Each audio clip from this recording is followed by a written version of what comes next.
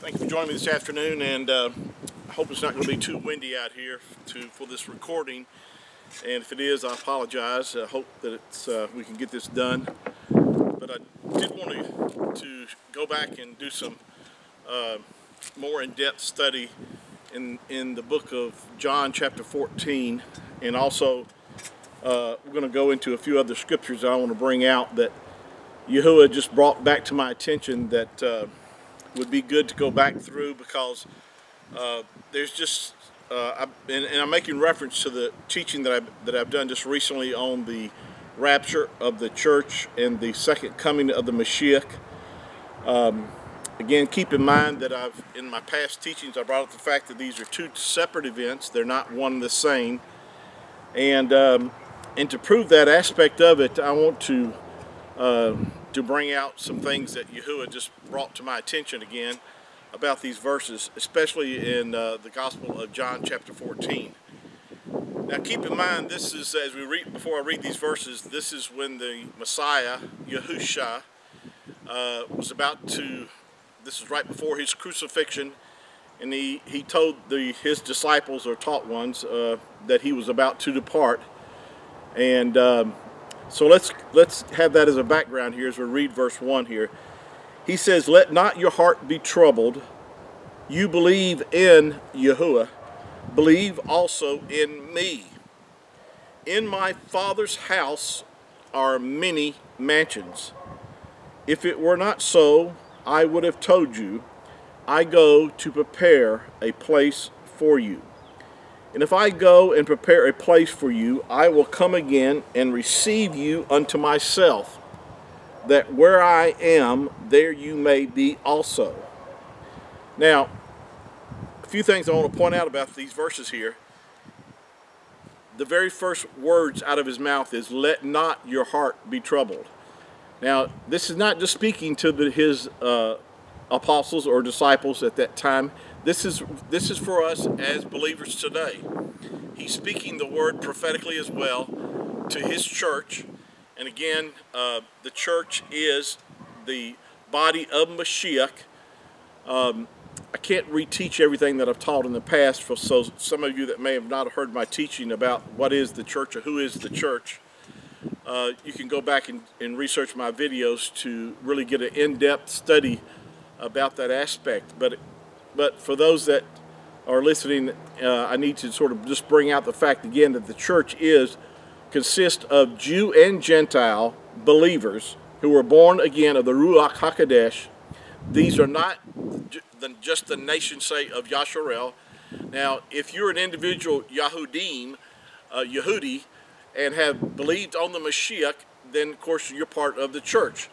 If you're a Gentile outside the kingdom or outside the nation of Yasharel, if you've believed in the Messiah, in the Mashiach, and you've received him into your heart, you're born again of the Ruach HaKodesh, then you're part of the church as well. Jew and Gentiles make up the church who are born again of the Ruach HaKodesh. And the church actually began in the 2nd chapter of Acts on the day of Shavuot, or Pentecost, when the Ruach was given, and that was when the church began. Now, those that had died before are what I refer to as the saints of the Old Testament, or the Tanakh, and they're a different group of people which have a different destiny or different purpose. Their resurrection will take place at the end of the tribulation, but they're not involved in the rapture of the church, or the catching up of the church, because it is specifically for the bride of Mashiach. Those that have died in him, or those that are alive in him, will be caught up together to meet him in the air, and so shall we ever be with Mashiach. Now, with that foundation laid, let me just go in more in depth here. In verse 2, he said, "In my Father's house are many mansions." He says, if it were not so, I would have told you, I go to prepare a place for you. Now, when he says, I go to prepare a place for you, we know that he's talking about to go to be with the Father. In fact, if you skip down to verse 28 of this chapter, he says that, in fact, he says, You have heard how I said unto you, I go away, and come again unto you. If you loved me, you would rejoice, because I said I go unto the Father.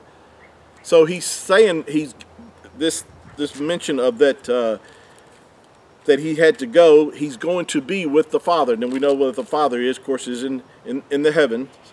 And so he's going to be with him there. In the Shamayim, the Hebrew word for heaven, he's gone to be with the Father.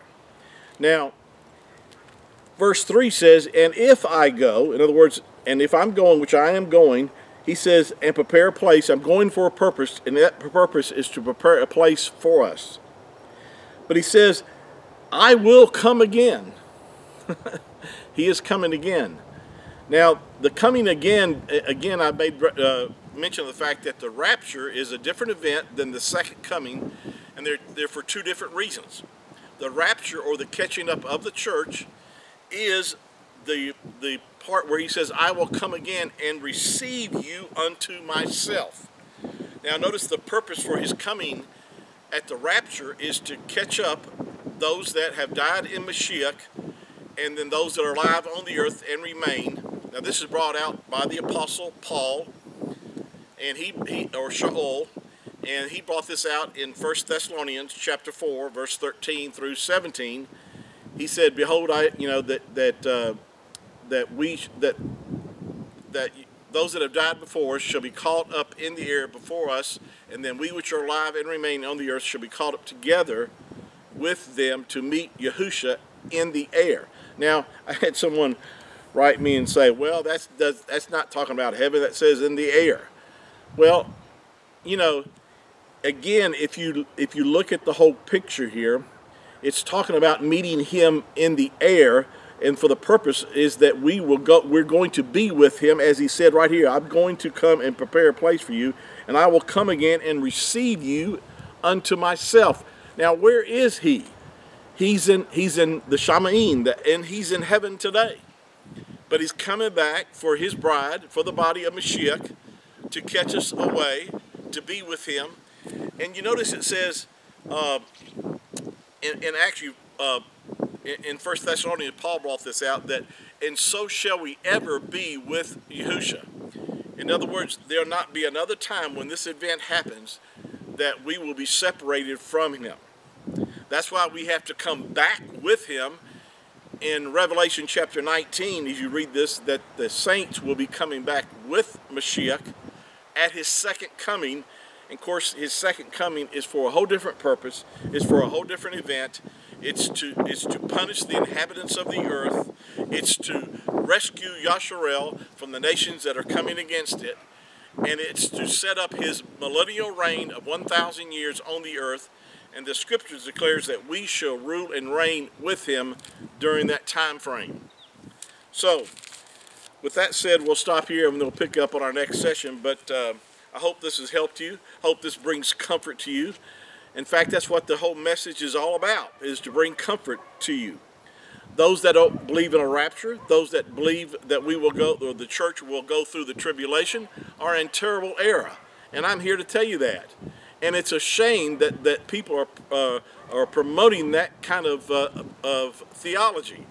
It's totally against the scriptures. I really get upset and angry because of that, because I know that Yahusha wants his body, his bride, to be comforted. That's what he says right here. Let not your heart be troubled.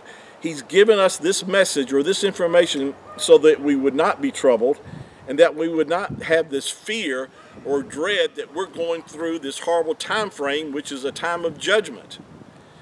Even Paul wrote about that in 1 Thessalonians. He said, wherefore comfort yourselves. Comfort yourself with these words.